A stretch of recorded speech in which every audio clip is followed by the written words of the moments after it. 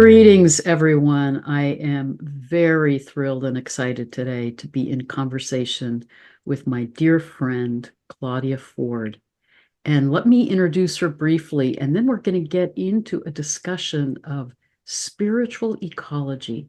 How do we deal with the crisis that we're in on this planet and move into radically new paradigms in order to heal ourselves and come back into a more healing, harmonic relationship with the earth and the sacredness of the life around us?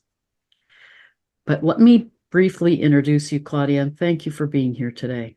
Oh, thank you for inviting me. So, Dr. Claudia Ford is a professor and chair of the Department of Environmental Studies at State University of New York, Potsdam. She's an African American elder and humanist, a scholar who has studied, written about, and taught the issues of environmental philosophy from spiritual, ecological, and cultural perspectives.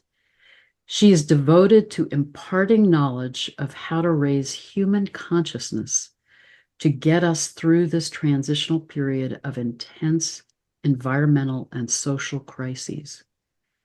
She has had a 50-year career in international development and women's health spanning all continents. She's worked in 58 countries.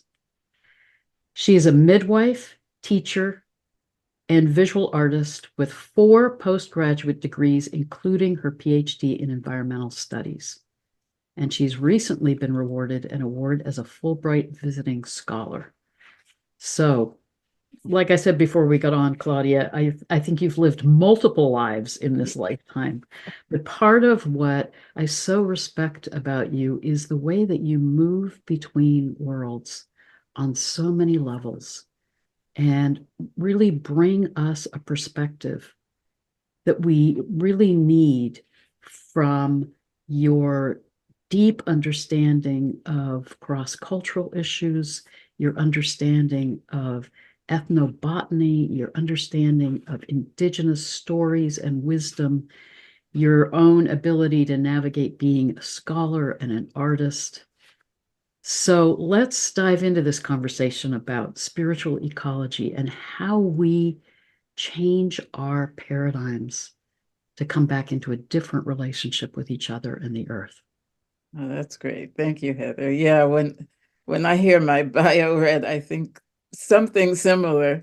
Like who is that?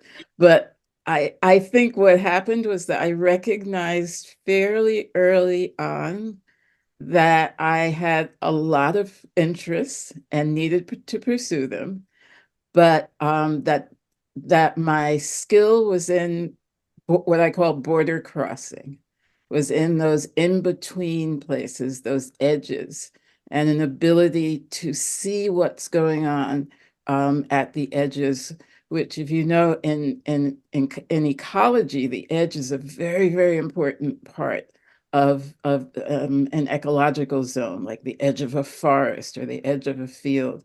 So I think in our social and cultural issues, edges are also important. And I also figured out that in order to do that work, to be the translator, to be the border crosser, I needed to go deeply into more than one field. That impetus to be what's called a polymath or a Renaissance woman, that was something that was strong in me since really early on, certainly since adolescence. And so I just took it on myself to do that. And to allow that to happen. And it's been very rewarding personally because it's satisfying a need I have to really be able to help people see where things are connected. Well, and what's extraordinary, Claudia, is not only that you're a bridge person in that way, but I see you as carrying that more ancient understanding of what it means to be liminal, to be able to move between the worlds and have that perspective as someone who is in that liminal experience of seeing the whole and not getting caught in any particular narrow framework or way of seeing things. And in that sense, I really see you as a shaman and transformational healer on Wow. many levels. So thank you. Thank you. And thank you for that. And yeah, healing is a theme, right? It was the very first career I was attracted to was in medicine. And as soon as I could, I went, in fact, into clinical medicine through midwifery, and had a practice for many years. And that was such an important part of what I was doing.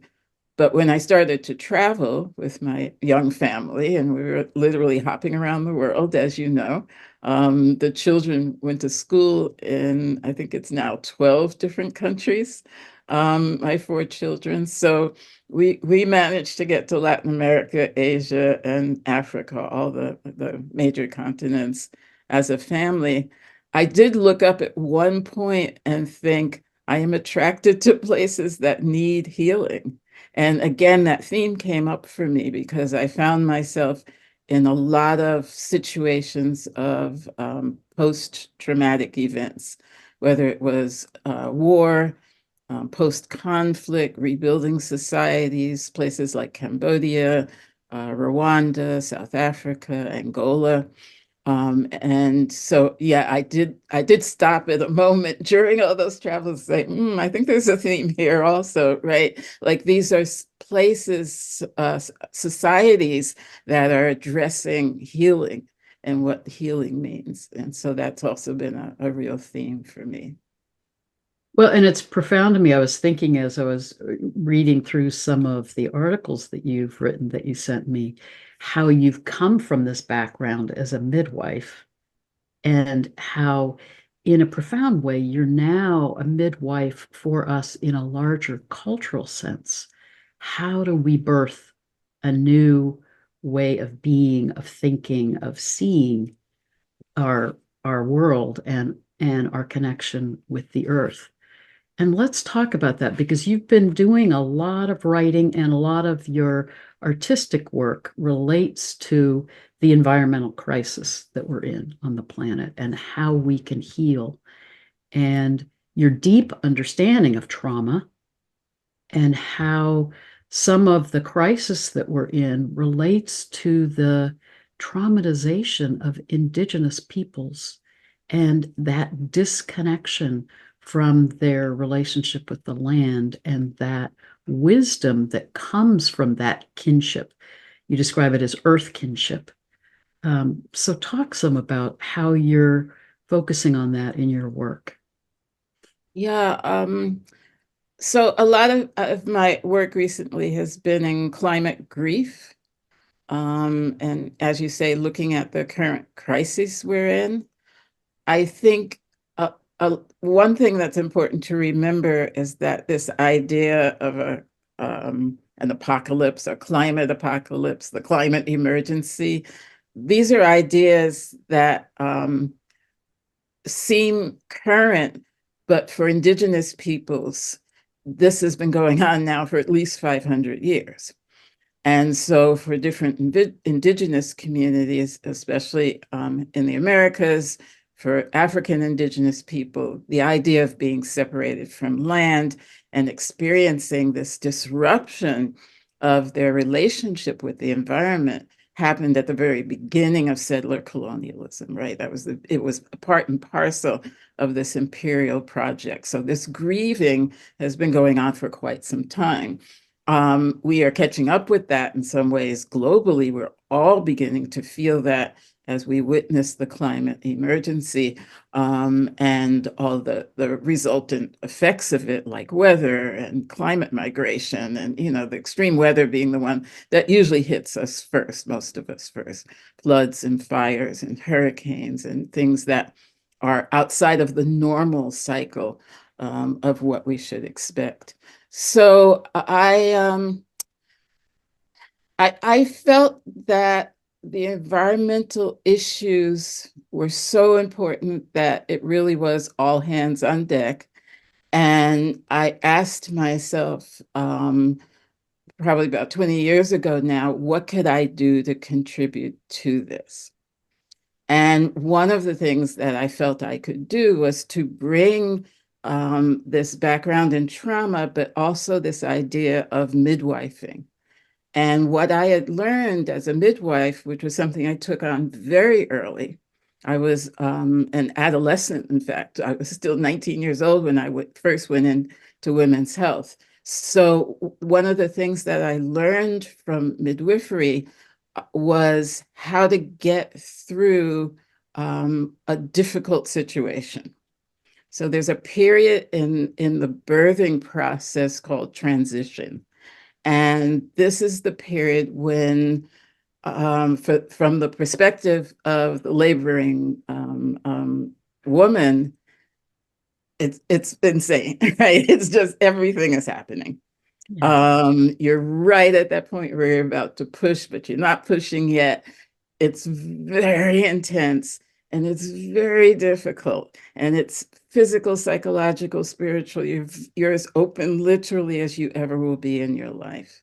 And so what other midwives trained me to do, and what we learned together to do was, how do you sit with somebody through that?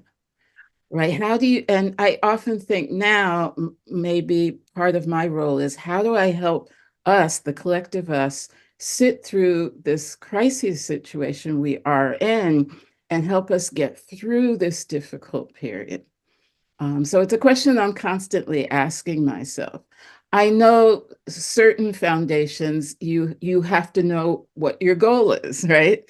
So part of getting through the difficulty is to remind the family and the laboring woman there's an end point to this, right? We're getting a baby out of this, and that's a good thing. And we're not there yet, but reminding ourselves of what are we trying to create? Yeah. What is it that we actually want out of our society? And I think we often lose sight of that. How would we like to be able to be in the world? And that's a place where I think there's so much agreement for all the polarization and for all the political madness going on. I think that you could sit any group of people together, and if you talked about what they really want, what their goals are, not everyone, certainly, but a majority of people would be talking about very similar things about security and safety and family and love and all of these things that speak to us as humans. So that's one thing I've learned about this kind of midwifing the transition is, do you have a goal? Patience is another one, right? That we can't rush this process. We have to be in it. We have to sit through it, but we also can't avoid it, right? Because that definitely doesn't work. And I've actually been in the positions where I've seen labor stop when they're in transition. That's it. No contractions, nothing. And I'm sure other midwives have seen this as well. And that's such an interesting phenomenon because you can sense and usually speak to the fact that the laboring mother, or sometimes it's the couple or the family, are just saying, nope, don't want to do this. And it's such a powerful moment that we can stop our progress. So that's another thing that I guess I'm trying to take some of the lessons I've learned, because obviously it's not a perfect analogy, but I'm trying to take some of those lessons and figure out, how do we midwife ourselves through this particular global transition that we're going through. Yeah. Part of what's beautiful about that image is both, that transition time can feel like life and death are right It there. is. Yeah. And it is a process of birthing something new. And that's very much the transition that I see us in as we're moving out of the age of Pisces into the age of Aquarius, the end of a 24,000-year processional cycle, the beginning of a new one. And we can feel that pressure of being in the birth canal and that fear that it's leading to our destruction. And yet it is a transition into new life. But it feels to me like part of what's so important in that transition time in giving birth is surrendering to the sacredness of the body and the body's wisdom and these energies that are greater than ourselves. Mhm. Because you can't be in control Right, of the birth process or manage it with your mind. right. You have to surrender. Yeah, absolutely. And the fear literally stops it. Fear is one of the first things that will stop us from moving on. Of course, it doesn't mean we're not afraid, but fear is one of those things. And then literally the role of the midwife is to mediate that fear. In some ways, to you take it on yourself and you transmute it, right? You're literally acknowledging it. You're not, you don't, it doesn't become an enemy. You're just kind of taking it, you're holding it, and you're letting it be go. You're helping that Wow. process. I'll never forget when I was studying midwifery and was wide-eyed and brand new. Um, and was learning from an older midwife who had trained in Britain and then the Canadian up in the Arctic. And she was what you could only call badass. She was really quite something. And she very matter-of-factly looked at all of us and said, you can call yourself a midwife when you can walk into a room where a woman is in labor with nothing in your hands and nothing in the room and deliver her and the baby safely. And I thought to myself, wow, okay, that's a goal statement if I ever heard one. But what it really comes back to is this idea of you're not reliant on all those other things, which are necessary, and I'm not taking away from that. But what you're reliant on is a relationship, right? You're reliant on recognizing the fear and transmuting it. And, with rare occasion, we don't give birth alone. So I think the other kind of analogy is that we're not going through this process alone. And that's especially hard for Westerners and even worse for Americans because we are so committed to individualism. And we think that our identity, our success, everything is tied up in what we, the I, person does. And first of all, that's not universal around the world. And second of all, it's just not true, right? It's not, and it's not particularly healthy. And I think that we are at least beginning to move into understanding that we have to work in community, whatever community means for us. But it's not about the individual making it through this. It's really about the community making it through this. As you know, I teach and I love teaching undergraduates. I'm a big fan of Gen Z, and even with all the challenges. And so when I'm sitting in a room of 18, 19, 20-year-olds, they'll often ask me when we're talking about these big issues about the environment and climate change, well, what can we do? And almost the first thing I tell them is find your people. Yeah. Find your people. It doesn't have to be a lot, but who are your people? Because there are other people who are looking at what you're interested in and who will challenge you and that you can learn with. And don't feel like the whole weight of saving the world, as they call it, falls on your shoulders because it's impossible. It can't. And that's also a wisdom that we learn from our indigenous communities, which is that things were done in community, and the land itself was a part of that community.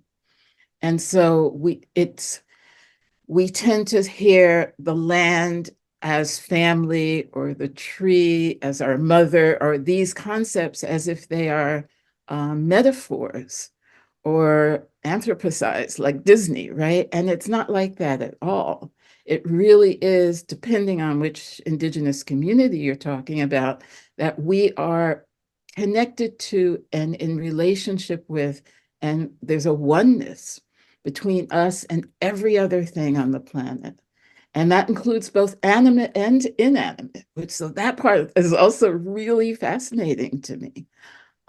So yeah. It really taps into, Claudia, from my perspective, that ancient understanding and indigenous knowledge that everything is conscious Yes. and everything is interconnected. I love Elizabeth Satoris's work, her book Earth Dance, where she's an evolution biologist who talks about the evolution of species and that we go through an immature phase of survival of the fittest and an effort to conquer or be conquered to the realization and remembrance that we're interdependent and interconnected and that we thrive through being in that right relationship.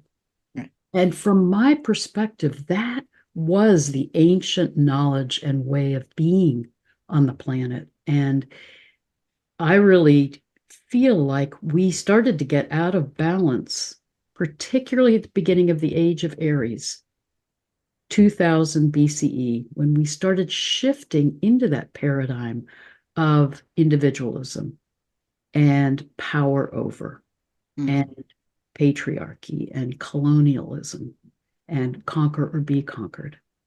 And we're still carrying some of those out of balanced paradigms of that age into the present.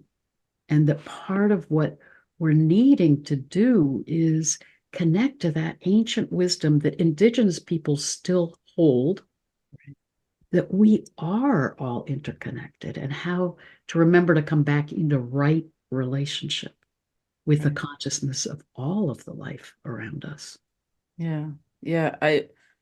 I couldn't agree more. I think that's absolutely true. And what is also exciting is that we are looking back, but we're not going back, right? So we can know that that foundation exists, and we can know that indigenous peoples continue to bring that foundation forward.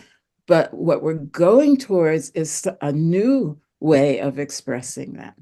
And our ability and huge challenge, which is to integrate our modernization project, including technology, with what we know about how to be in right relationship.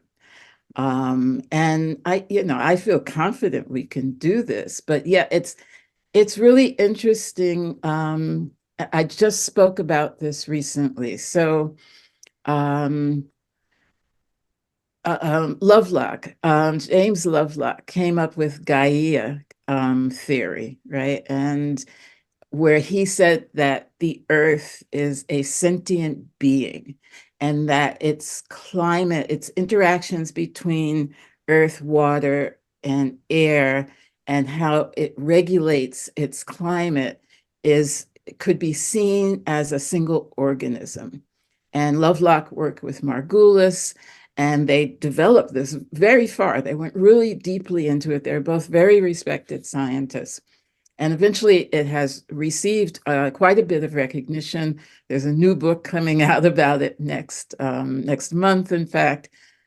But what it was interesting to me upon reading that was the fact that indigenous peoples have always known that, right? That's a of course moment. And in fact, there's an indigenous paradigm among the Inuit called Sila, which is the breath of life and expresses the relationship between all that is on the earth and the climactic regulation. And that's existed for millennia. So it was before that. So I mean, there are a lot of reasons why we continue discovering things that already existed or already exist in indigenous communities. Another one is a well-known anthropologist, Bruno Latour, who talked about actor network theory and the idea that even inanimate objects have agency. Yeah. Great. right? He was celebrated for that. But there are parts of West Africa, very specifically, where that concept has been prevalent for ages, and still, of course, still is.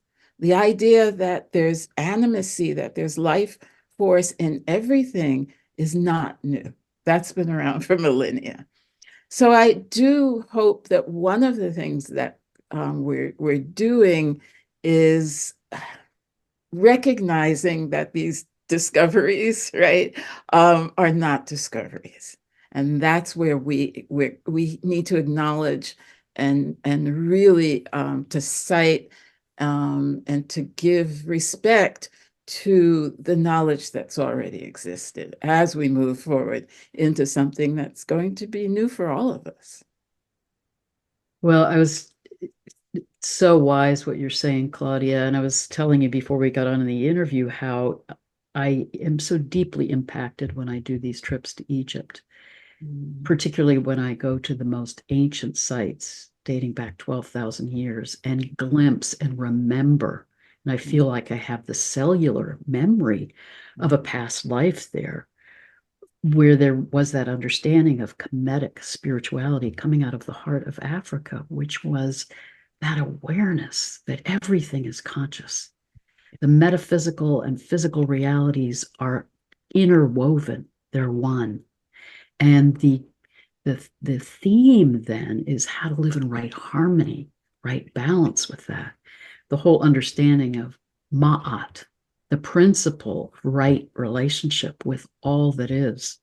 And those 42 principles of ma'at are about how do I take responsibility for honoring the waters, the plants, my relationships with those around me. It's all about remembering right relationship. So part of what I see in your work is you're helping us remember, reconnect with that ancient wisdom, but bring it forward into a new paradigm, a new birth that's honoring where we are through this journey of moving through these modern paradigms into a new way of seeing and being that is coming back into harmony. Yeah. How do we do that? Yeah, I mean, that is the question, right? And I've been thinking about it in terms of something I call Zoetic entanglement.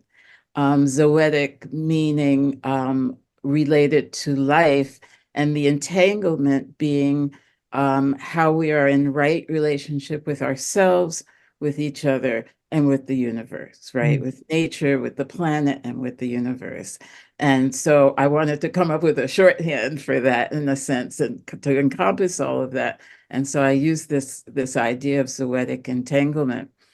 I look again to certain practices that still exist among indigenous communities. So for example, right here where I live in northern New York among the Haudenosaunee people, there is and remains a tradition of giving gratitude before every meeting, before every gathering, where and it's a very specific ritual that's taught to certain members of community so that they know how to do it.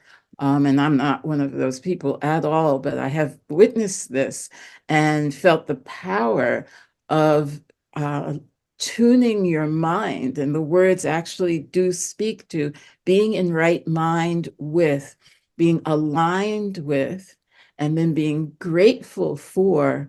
And then the leader who's taking you through this, the elder or the shaman or the spiritual leader, lists literally every element of the universe.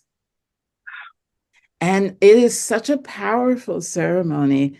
Every time I'm a witness to that, I'm just so affected by it. Its purpose, its what it does both culturally and spiritually for the community that's getting together. It's a very unifying thing, and it's based in this case very much on gratitude. And I love that part of it, right? That one way to be in right relationship is to acknowledge, right? To see it saying, I see you, birds, I see you, fish, I see you, trees, right? Like, so you're acknowledging existence, and then you're saying, I am grateful for what you do in this whole system, not just for me, but within this whole system. Thank you. And I'm attuning myself to your energies by giving you this gratitude. And yeah, I mean, I'm translating something that is not within my tradition, and so I'm hoping that I'm doing it at least close to how what it means. But certainly, this is what it means for me. And it is a public ceremony, so it is something that is shared. Often when we talk about indigenous knowledge, we talk about, being very careful not to appropriate that knowledge, being very careful to understand that there are so many different indigenous ways of being, and that we have to be careful not to idolize that, right? And not to appropriate it. Somebody asked me about that, in fact, a couple of days ago at a conference.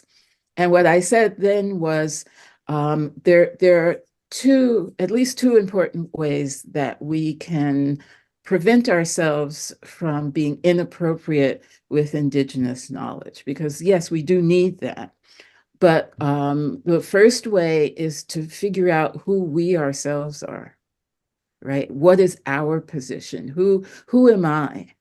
How do I relate to the world? And that can be very hard for some communities, especially in this culture, right? So that we call it positionality. Who are you? So before you start wanting to be somebody else, right? Who are you, right? And so that's one step.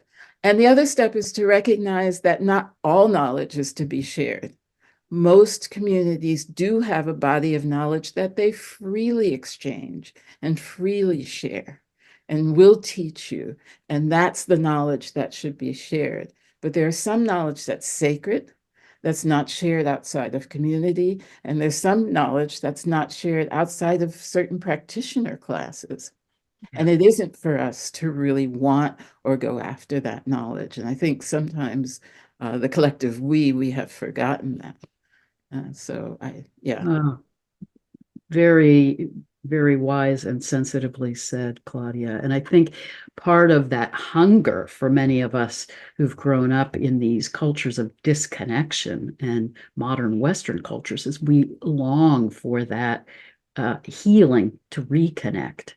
And I know, some of what I learned from the Q'ero shamans about the despacho ceremony are, again, all about that gratitude of honoring the sky, the earth, the plants, the animals. And I think at its root, it's that shamanic understanding of remembering that everything is conscious, that we are a part of the land, we are a part of the community of the sacredness of all of life. And how do we, where we are, with who we are, come back into that gratitude and relationship?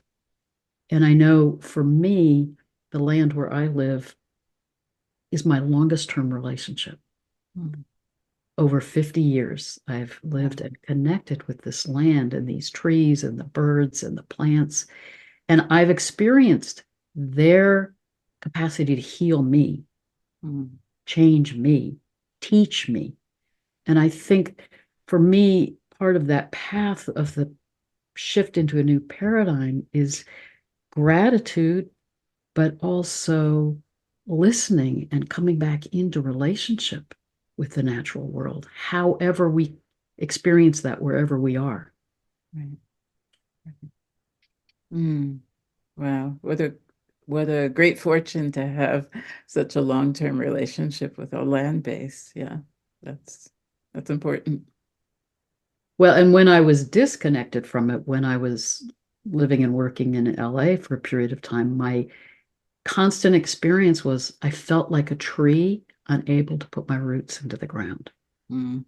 And I think, part of what you talk about and write about is that trauma of colonialism that disconnected people from that kinship with the land Right. and then fostered a paradigm of separation and disconnection.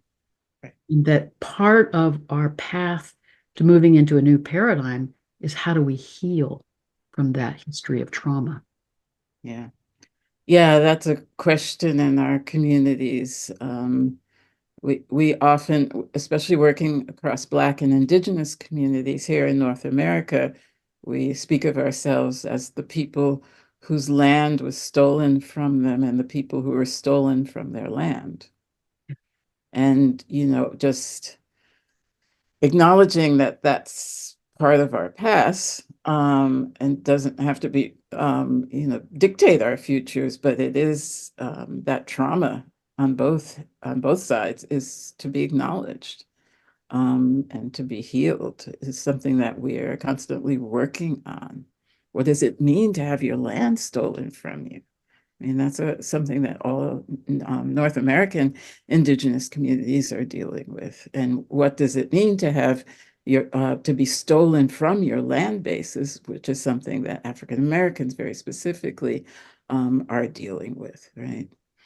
Um, and how what have those traumas done for us? And I think the legacy of kind of writing and talking and cultural products around African American trauma just in itself are huge, right? Because there've just been so many different ways to try to integrate that and then figure out what do we get out of that. I often talk about trauma and the things that go along with it, like despair and depression and some of the darkness, as the bottom of a pit. And I think people who have experienced that often think of the abyss, the darkness, right? And I think as well, I like to think of it as what's down at the bottom, because if you're constantly falling into this darkness, what happens when you land there? And, most of our energy involves trying to get out of that situation, of course. But what are the diamonds at the bottom of that cave? What is forged out of that intense pressure? One person calls it an alchemy, right? It Yeah. really is a transmutation of forces that happens because we are the alchemists of oppression. I think it's B. Mike Odom's, an artist in New Orleans, who talks about it that way. And so I'm very curious about that, especially in my own culture. What have we learned from this? What do we have to give to the world because we have had to act under such enormous pressures all the time? It's both epigenetic, generational trauma, and the current trauma. And you can see some of what we've learned. The absolute incredible joy and creativity of African American community is astounding. So you look at somebody like Faith Ringgold, who just unfortunately passed away last week at age 93, who was one of our most important artists. I mean, her work is amazing. She's the one who did the quilts. And if you or anybody listening has an opportunity, look up Faith Ringgold and just see the volume of work, the color, the everything. It's astounding. Really one of our queens in terms of artistic expression. And so I think she to me represents that. This is the height of what comes out of this intense crystallization that happens from so much pressure. So I've said it before, what are the diamonds in the bottom of this cave that happen because of this intense oppression and pressure? That is such a profound description of the energy of Pluto, which Uh, is that planet of alchemy, of death, rebirth, of taking us into the darkness, not to keep us mired in darkness or depression, but to take us through that transformation, transmutational process to emerge deepened, wiser, transformed, to find the diamonds in that pressure of transformation. That's beautiful. Mhm. And it also feels like what you're saying then is a wisdom comes out of that that can help us now in this time as we're feeling the collective trauma of our own crisis globally and environmentally, that wisdom can guide us in how to go through this time of turmoil and darkness to know that there can be a new birth, a creative new way of being that emerges on the other side. Yeah, absolutely. And I've been working specifically on a project that ties this to the wisdom and knowledge of African American women. Because if you look societally, we're on the lowest rung of that ladder and always have been. And the oppressions that very specifically African American women have that have had visited on them are just, they're astounding, and they still are. You know, even say in the last 6 months, if you look at the crisis, for example, with the college presidents, these incredibly talented Black women who've been fired. One took her own life, you know, because of enormous pressures on them that they very freely speak about how they have to move through the world as Black women and what this has done to them. In one case, literally destroying her mental health. Um, and so I'm really interested, if you're down here, so to speak, what do you see? What do we have to give to the world? I think we have a lot. I think there's a lot that has been said. I am far and away not the first person to talk about this or think about this, but I really, what I'm trying to do now is kind of organize some of this and present it, especially as wisdom around our relationship with the natural world. And this is where the spiritual ecology kind of comes in, because this relationship with nature, this relationship with the environment, with our relationship with the planet, even, for me, it is both, it's a spiritual thing, right? It's what we sometimes call nature, culture, and spirit, because they kind of have to go together. And I think spirit can be interpreted in this case in a number of different ways, all of which are good. It can very much talk about the relationship of environment to religion, for example, and how too many of our religions, especially the Judeo-Christian ones, have put man in a position of domination over nature. And so we're saying, no, that didn't work. It's not working. And we're not going to do that anymore. That's not what it should be. So that's a part of spiritual ecology. I think another part is what you mentioned about changing our consciousness, and trying to recognize that we're constantly developing. And as you said, not only in our individual lives, but also as a species. And one of those points of development right now is, what is consciousness and how do we develop that? We're a planet, then what is our relationship to the cosmos? If we have the same DNA as the material of a star, then what does it mean to develop our consciousness? And so I'm really interested in that question as well. That's so powerful, Claudia. And I think part of what you're saying in that is when we do realize that we carry that energy of the stars and the earth within us, it can help us come back into that relationship with the earth and sky, and that alignment and attunement, and also that awareness that we can move into this higher consciousness by listening to the guidance of the earth and sky, Right. that we don't have to figure it out. we can listen and be guided. And you've done a lot with ethnobotany and plant medicines. Right. And part of what I experience in my own life and is the profound healing energy of the plants.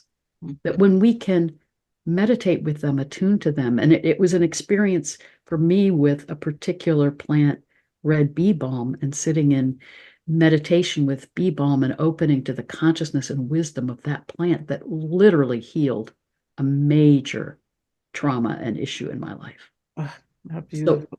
it feels like that's part of it is, as you said earlier, connecting in community with each other, but also connecting in community with the wisdom of the plants and animals and of the earth and sky to let them guide us. Absolutely. We have so many helpers around us. And of course, plants are amazing, right? So just even evolutionary, you look at how these organisms even at the level of a cell convinced this other organism that did the photosynthesis to combine together, right? So they come together so that you now have these photosynthesizing entities who are literally creating the oxygen that we need for life, and as well as the soil. If you look at trees, for example, that part of the plant world are creating both air and soil. They're creating both the air and the oxygen and the earth that we need constantly. And they're communicating across species. They communicate with each other. We now have recordings of plants crying.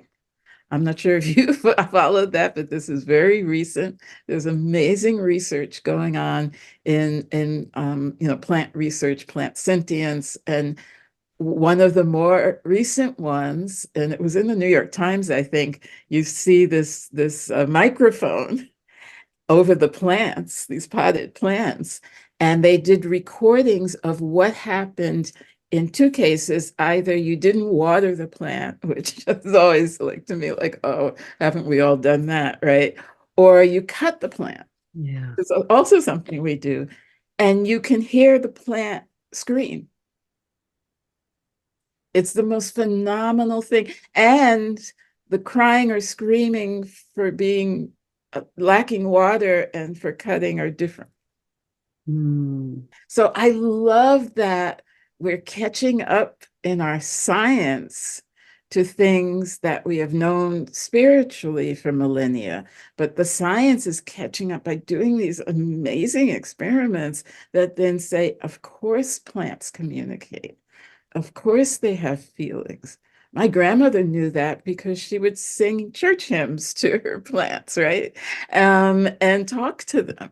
So she knew that. That was a knowing. And now science is coming along and saying, yeah, yeah, absolutely. There is something going on in the way the plants communicate. If we look at the level of their communication, I love that. That for me is where science and spirituality and all ethnobotany, it all comes together.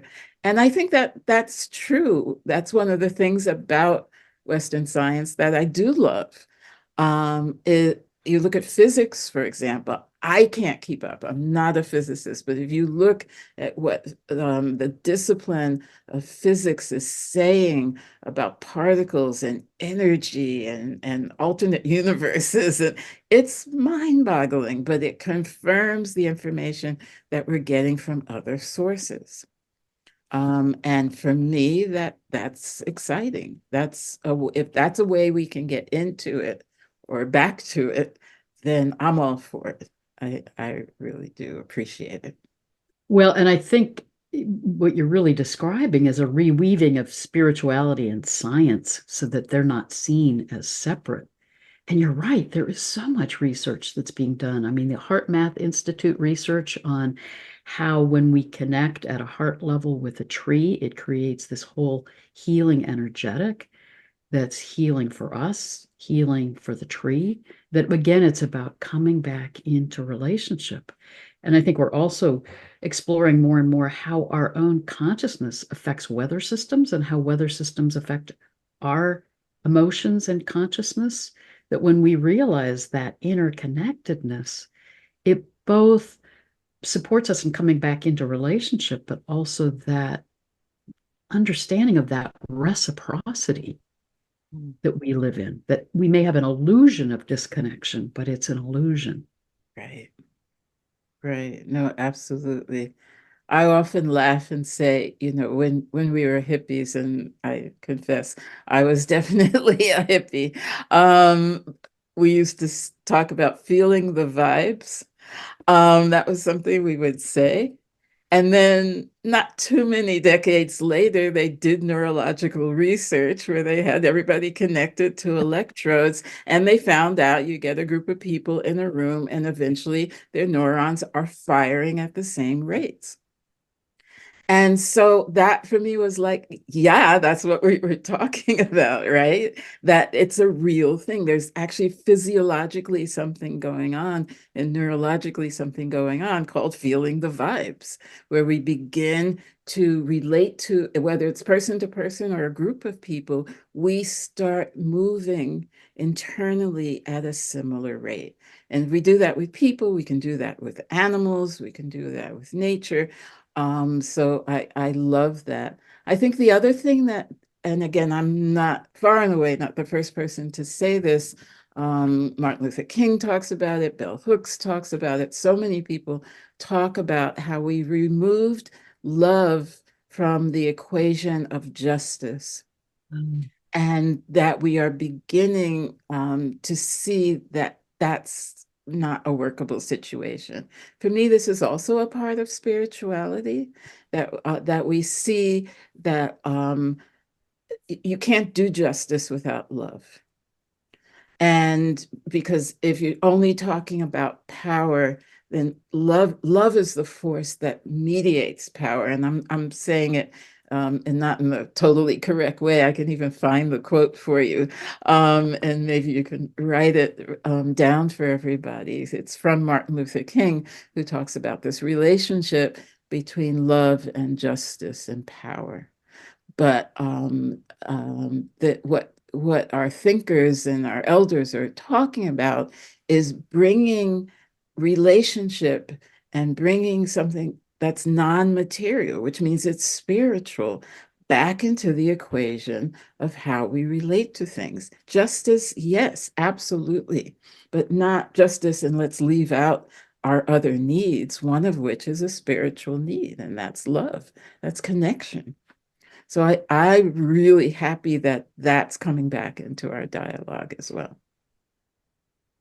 And it's such a profound way of saying that we won't move into that new paradigm if we're not coming from the heart. If it's coming from the mind, or if it's coming from a fear of what might unfold, how do we fix that? It's still coming from a paradigm of disconnection. Mm. So it's coming from the heart and from love and coming back into right relationship. And talk some, I love this book that you're working on that's about grandmother epistemology. So talk some about that, because I think that's also about kinship, coming back into right relationship, dreaming and reweaving new ways of being.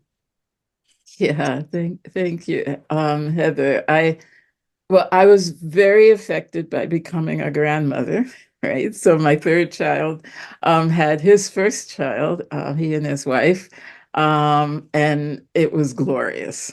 I mean, from the minute I picked him up when he was a week old, it was just such a amazing feeling of connection and responsibility and sadness, right? Some, but mostly just an overwhelming feeling of love and connection and this need to protect, but something very, very different from being a parent. I mean, holding my own children for the first time was glorious, but this did feel different.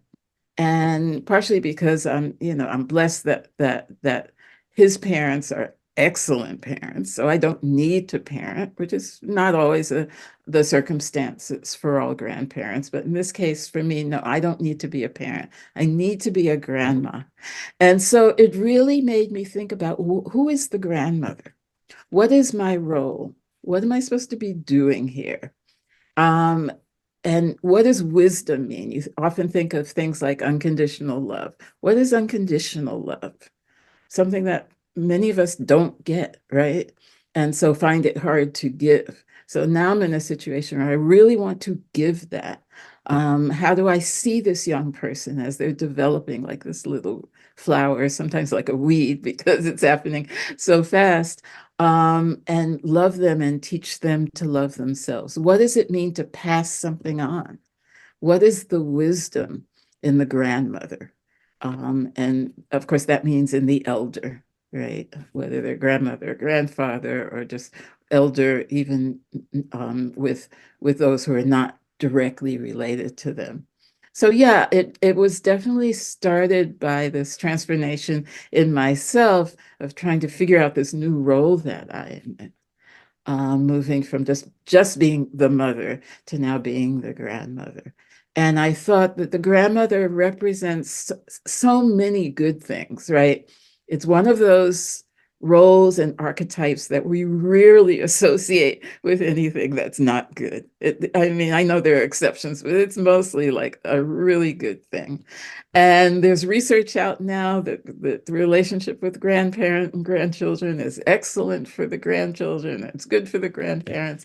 So all of this was twirling in my head as I was trying to think of how to take this body of wisdom that comes from African Americans, about knowledge of the land, about environmental right relationship, about how to be a good human, and take all of this and offer it to kind of the circle of grandchildren, that is humanity, how to offer it in a way that will help us get through this situation.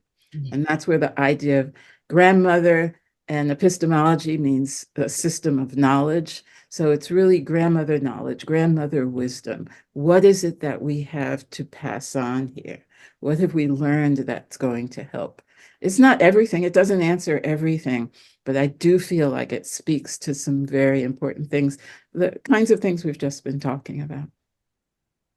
And it also feels, Claudia, like it's that understanding of that indigenous understanding of the 7 generations, that the grandmothers hold that wisdom of how each generation impacts the next and how do we seed these new ways of being, Right. so that it gets carried on in that healing way.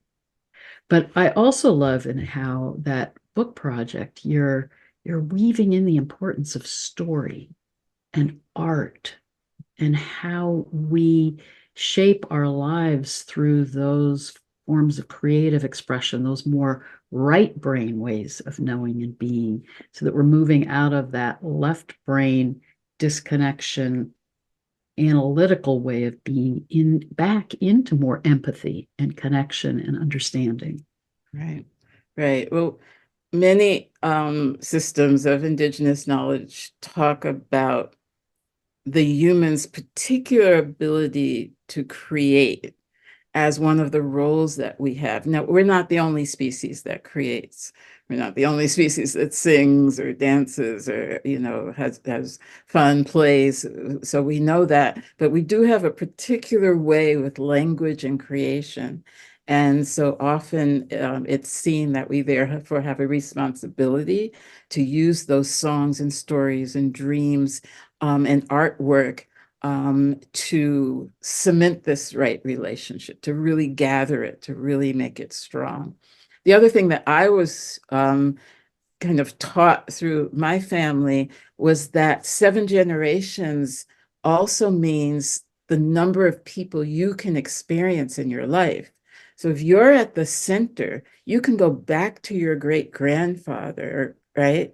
And you can go forward to your great grandchild. And that is a very not unusual lifetime. We don't all get that, but it's not unheard of.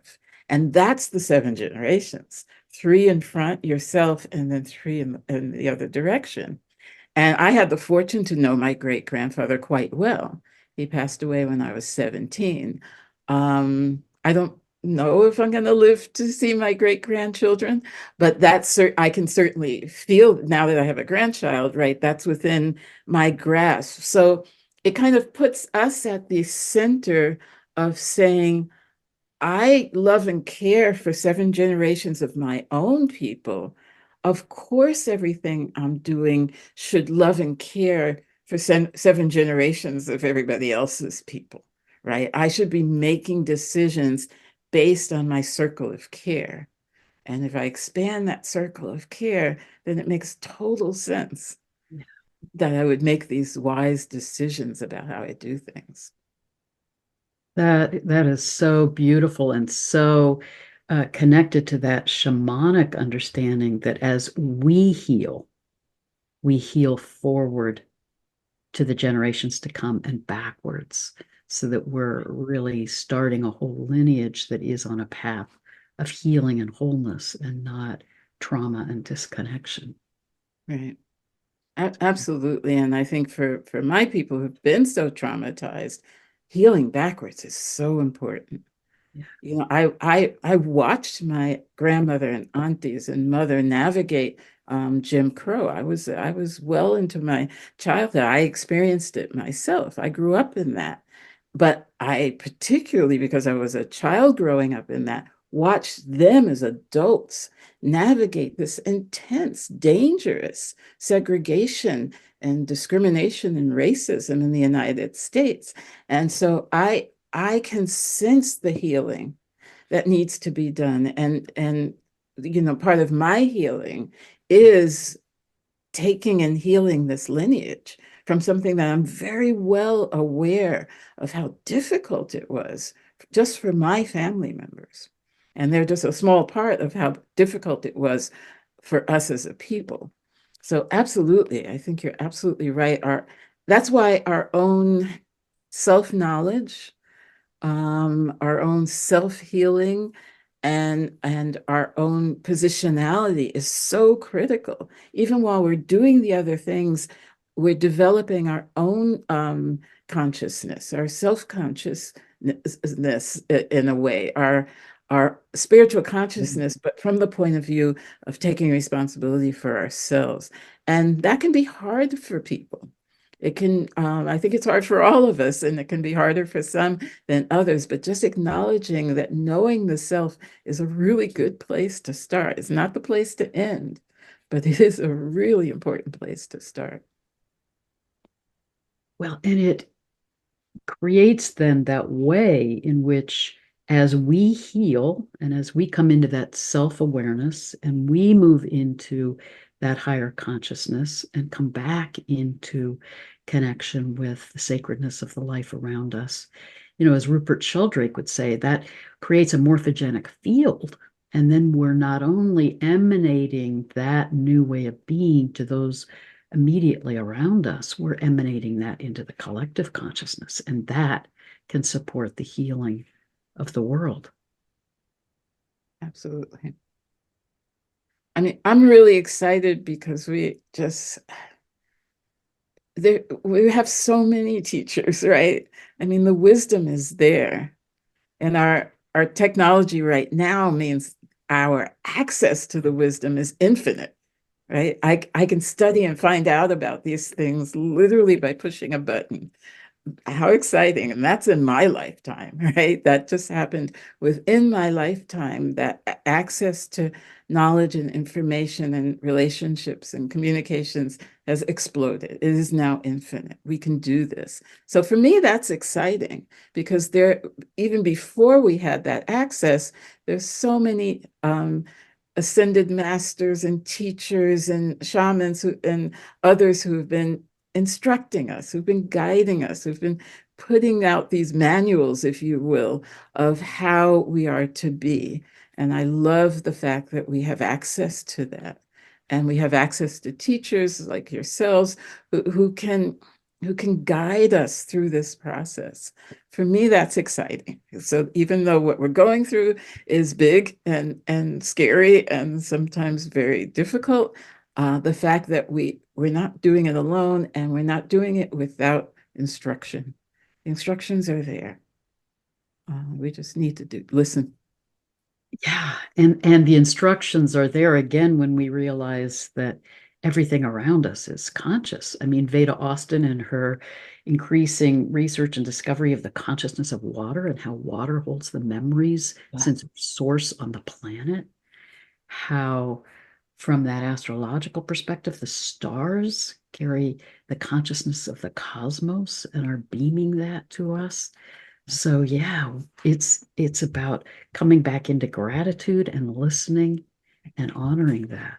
And I just want to thank you, Claudia, for how you embody that ancient wisdom, but you're bringing it and bridging it into these modern times and are a teacher, healer, artist, transformer, alchemist in this time. So thank you for the work that you're doing. Well, thank you, Heather. I want to offer the same back to you. You've been such an incredible teacher and source of wisdom and support and steadiness for me and for so many people that I know. So I offer you that gratitude as well. I think it's so important that you are here guiding us through this and all the work that you do, and in your trips to Egypt, which are very exciting, by connecting this knowledge and just helping us see what is out there to help us to vision, almost like to create a roadmap of what it is we're going through, right? To really give us something to look at, but then also to help us get through it. So thank you. No, thank you. And thank you for being in this conversation. And thank you for that image of how we're midwifing this new way of being on the planet. And I want to thank everyone in this community who's part of that alchemical process of being in this time of transmutation and transformation. Thank you that we are a community creating this healing grid around the globe. Absolutely. Blessings to you, Claudia, and Thank blessing you, Heather. to all of you listening. Thank you.